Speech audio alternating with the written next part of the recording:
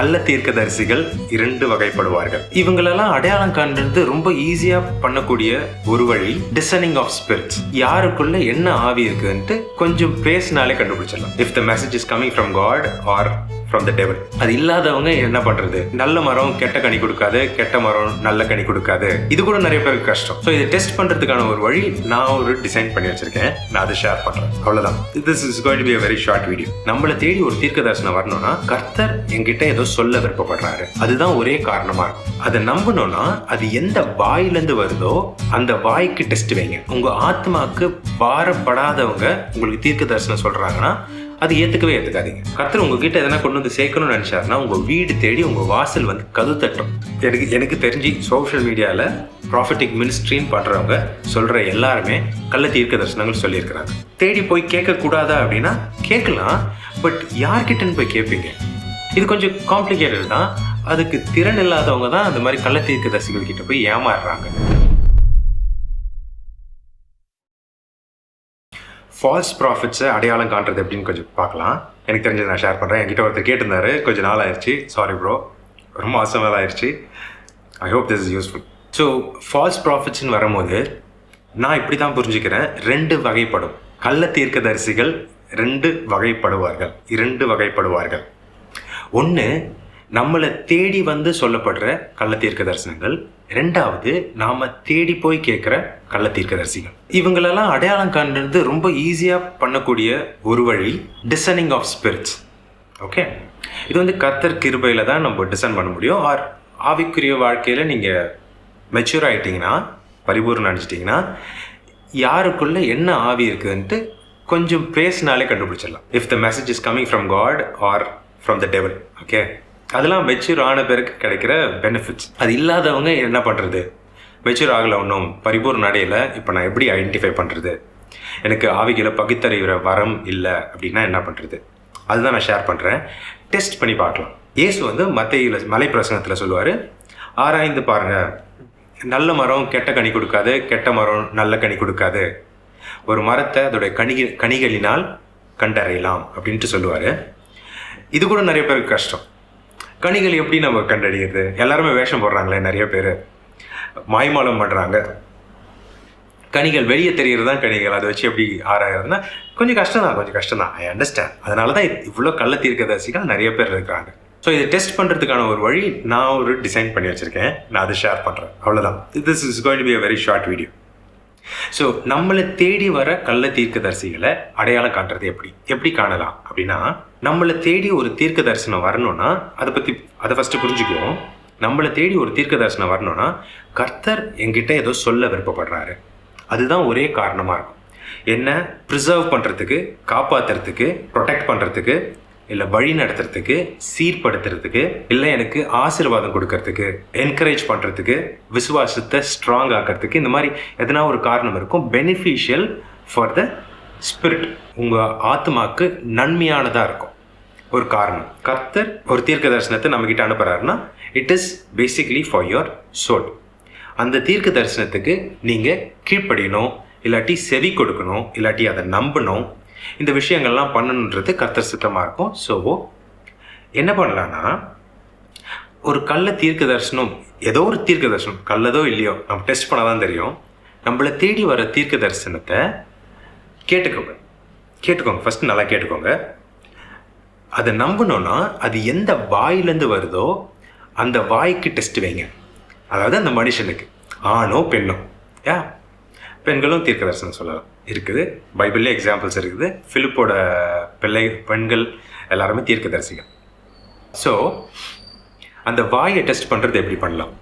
The most easiest method என்னென்னா, உங்களுக்கு மாத்திரம் தெரிஞ்ச ரகசியங்கள், இந்த உலகத்தில் யாருக்குமே தெரியாது, என்னுடைய க்ளோசஸ்ட் பீப்புள், என்னுடைய ஸ்பௌஸோ இல்லை என் சில்ட்ரனோ, என் பேரண்ட்ஸோ, என் ஃப்ரெண்ட்ஸோ, யாருக்குமே தெரியாத மை டீப் டவுன் சீக்ரெட்ஸ், அது கடவுளுக்கு தெரியும். ஓகே, கடவுள்கிட்ட மறைக்க முடியாத எதுவுமே கிடையாது.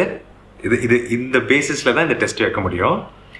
ஸோ எனக்கு மாட்டம் தெரிஞ்சதை என்கிட்ட தீர்க்க தரிசனம் சொல்ல வராங்கல்ல, அவங்கக்கிட்ட இந்த மாதிரி நான் ஒன்று நினச்சேன், இந்த மாதிரி நான் ஒன்று செய்தேன், இந்த மாதிரி ஒரு கனவு எனக்கு வந்துச்சு, நான் ப்ரைவேட்டாக இன் மை சீக்ரெட் பிளேஸ் நான் தனியாக இருக்கும்போது இந்த விஷயம் நடந்துச்சு, அது என்னன்னு சொல்லுங்கள் கடவுள்கிட்ட கேட்டு சொல்லுங்கள். அது சொல்லிட்டீங்கன்னா நீங்கள் சொல்கிற தீர்க்க தரிசனத்தை நான் நம்புகிறேன் அப்படின்னு சொல்லலாம்.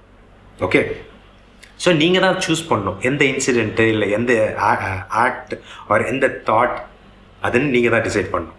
நீங்கள் அவங்களுக்கு டீட்டெயில்ஸே கொடுக்காதீங்க, அவங்க சொல்லுங்கள். அது அவங்க உவமானமாலாம் சொல்லக்கூடாது, டிரெக்டாக சொல்லணும். ஓகே, டிரெக்டாக சொல்லணும்னு அவங்ககிட்ட சொல்லுங்க. உவமானமாக, ஜாடமாடையா, இன்டெரக்டாக அந்த மாதிரிலாம் சொல்லக்கூடாது, டிரெக்டாக சொல்லணும் அப்படின்னு சொல்லிட்டு கேளுங்க. அவங்க இல்லை எனக்கு தெரியாது, கடவுள் இந்த மெசேஜ் மட்டும் தான் கொடுக்க சொன்னார், நான் சொல்லி கொடுத்துட்டேன், நான் கிளம்புறேன் அப்படின்னு சொன்னாங்கன்னா அவங்களுக்கு நீங்கள் அந்த தீர்க்க தரிசனத்தை செவி கொடுக்கணுன்ற ஆசையே கிடையாது. ஓகே, கடவுள் ஒரு தீர்க்கதரிசி அனுப்பிச்சார்னா அந்த தீர்க்க தரிசனம் டெலிவர் ஆகணும், போய் சேரணும், அதில் வாஞ்சையும் இருக்கும்.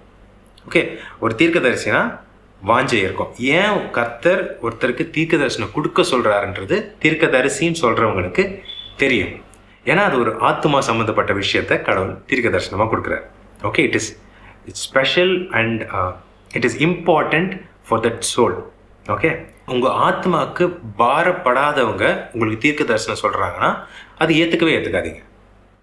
நீங்கள் வைக்கிற டெஸ்ட்டு அதில் டெஸ்ட்டெல்லாம் எனக்கு வேணாம், நான் சொல்ல வேண்டியது சொல்லிட்டேன், இஷ்டம் தான் நம்பாட்டிப்போ அப்படின்னு சொல்கிறாங்கன்னா அவங்க சொன்னதே நம்பாதீங்க. கண்டிப்பாக அது கல்லனாக தான் இருக்கும். ஓகே, ஏன் சொல்கிறேன்னா கடவுள் உங்களுக்கு ஒரு மெசேஜ் அனுப்புகிறாருன்னா, ஒரு தீர்க்கதரிசி அனுப்புகிறாருன்னா அவர் டைரெக்டாக பேசுனதை நீங்கள் கேட்கல, நீங்கள் கவனிக்கலையோ கேட்கலையோ இல்லை இக்னோர் பண்ணிட்டீங்களோ இல்லை நம்பலையோ. இந்த பைபிள் படிக்கும்போது பேசினார், கனவுல பேசினார் அப்படின்லாம் வரும்ல. கடவுள் உங்களுக்கு டைரெக்டாக ரீச் பண்ணுறாரு, நீங்கள் ரெஸ்பாண்ட் பண்ணல, அதனால் ஆள் அமைச்சு உங்ககிட்ட பேச பார்க்குறாரு. ஓகே, ஸோ நீங்கள் அந்த தீர்க்க தரிசனத்தை நம்பணும்னா கர்த்தர் உங்களுக்கு எல்லா சாட்சிகளையும் கொடுப்பார். நீங்கள் கேட்குற கேள்விக்கு அந்த தீர்க்கதரிசிக்கு பதில் கொடுத்துருவார். ஐதர் அந்த தீர்க்கதரிசி வர்றதுக்கு முன்னாடியே உங்களை ப்ரிப்பேர் பண்ணிடுவார். இந்த மாதிரி ஒரு மனுஷன் வரப்போகிறான், காத்திரு, கனவுலையோ இல்லை நம்மளுக்கு மெசேஜாக ஆவியானவர் பேசுகிறாரோ உணர்த்துதலோ அவர் you want to take it, விதவிதமாக பேசுவார். பைபிள் படிக்கும்போது அதில் கூட பேசுவார். ஓகே, ஸோ கடவுள் உங்களுக்கு அந்த தீர்க்கதரிசனை கொண்டு வந்து சேர்க்கறதுல ஆர்வம் காட்டுறாருன்னா நீங்கள் கேட்குற கேள்விக்கெல்லாம் அந்த தீர்க்கதரிசி வாயிலேருந்து பதில் வரும், சரியான பதிலாக வரும். Yeah, so that is the only test we can do. இது 100% ஒர்க் ஆகும். ஓகே, இது 100% ஒர்க் அவுட் ஆகும். இது எதனா ஃபெயில் ஆயிடுச்சுன்னா என்கிட்ட கண்டிப்பாக சொல்லுங்கள், உணர்த்தருக்கு நான் இந்த அட்வைஸ் கொடுக்காம இருப்பேன். ஆல்ரைட். ரெண்டாவது, நாம் தேடி போய் கேட்குற தீர்க்க தரிசனங்கள், அது கேட்கவே கேட்காதீங்க. கர்த்தர் உங்ககிட்ட எதனா கொண்டு வந்து சேர்க்கணும்னு நினச்சாருன்னா உங்கள் வீடு தேடி உங்கள் வாசல் கதவு தட்டும். ஓகே, உங்ககிட்ட சேர்க்கணும்னு நினச்சாருன்னா உங்கள் வீடு தேடி வரும். நீங்கள் தேடி போகாதீங்க.